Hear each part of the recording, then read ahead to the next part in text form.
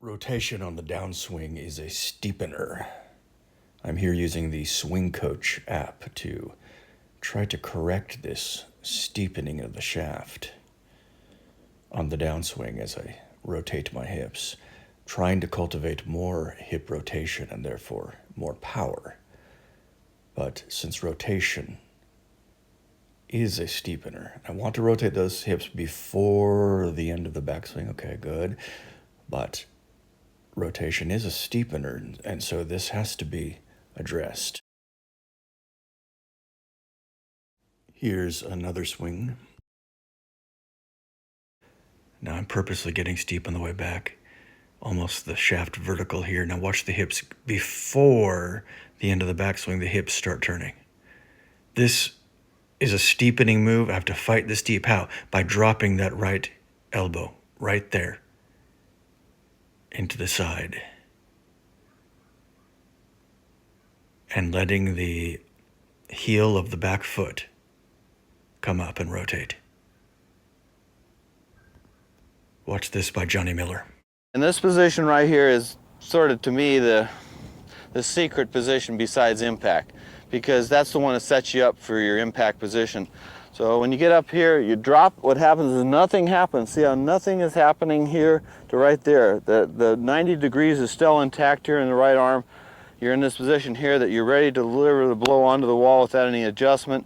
So you got it right here, elbow against the side, hip still here, and now you're ready to explode into the ball. Now you're ready to explode into the ball. Now you're ready to explode into the ball. And what you really do is you actually delay it till the handle almost, I tell my kids, like you're gonna ring the bell. There's a bell right here, right up above the ball, and you almost come down and you ring the bell. As soon as you ring the bell and you still at 90 here in the forearm, that's your key position there. Then you go ahead and make the blow into the ball that you want to deliver. Why is getting the right arm in that position so important? Because that's what prevents the steep when turning the hips correctly. And he doesn't mention the hips here, but notice he presumes correct hip rotation. That position is what prevents the steep. Remember that.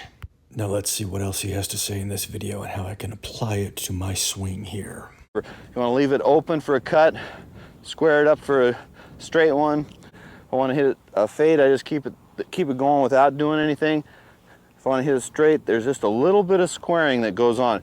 And that little bit of squaring, to be honest with you, is sort of the secret ingredient to the golf swing. A lot of people never learn that, so of course they slice their whole life. You know, they get in a position here, and they come up here and they just hit.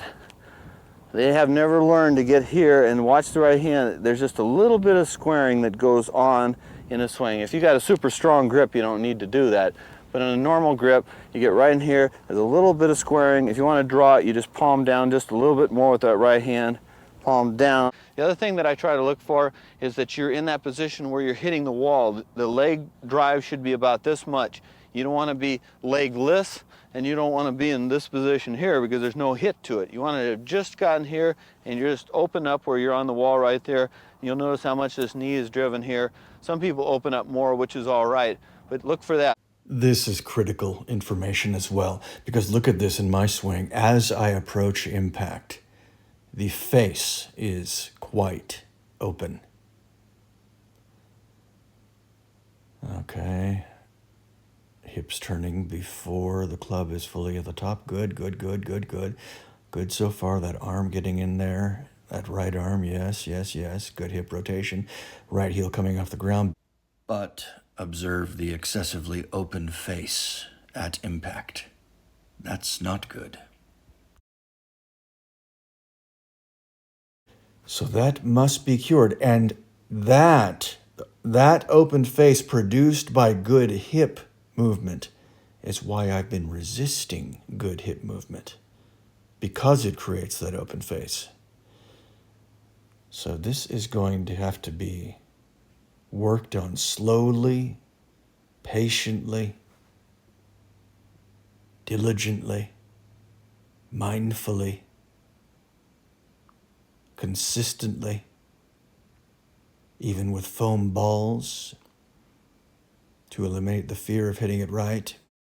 Now, I like the right foot here. Let that heel lift and rotate, because that's what creates good, proper hip rotation. And why have I been resisting letting that right heel move properly?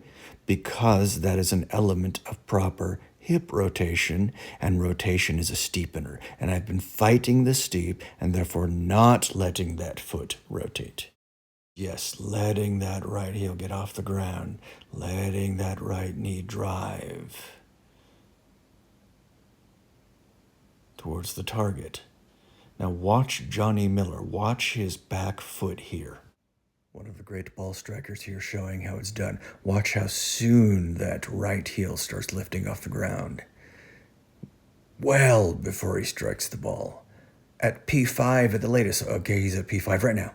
P5 at the latest in that heel. By P6, well off the ground. By impact, almost on his toes completely. That is an element of proper hip rotation, but it is a steepener, therefore that arm must be in the right position, and the club face opening at impact must be not fought, but dealt with properly. Let's watch this one last time very slowly. Okay, here he is at P5. Heel already off the ground. Approaching P6, shaft parallel to the ground. And at P7, almost on his toes. One last thing, notice that Johnny wasn't afraid to get on the left side of his front foot. Yes, the back foot looking good, but don't neglect the front foot as well. You don't want to be flat-footed at impact. Don't be afraid to get on that left side of the front foot.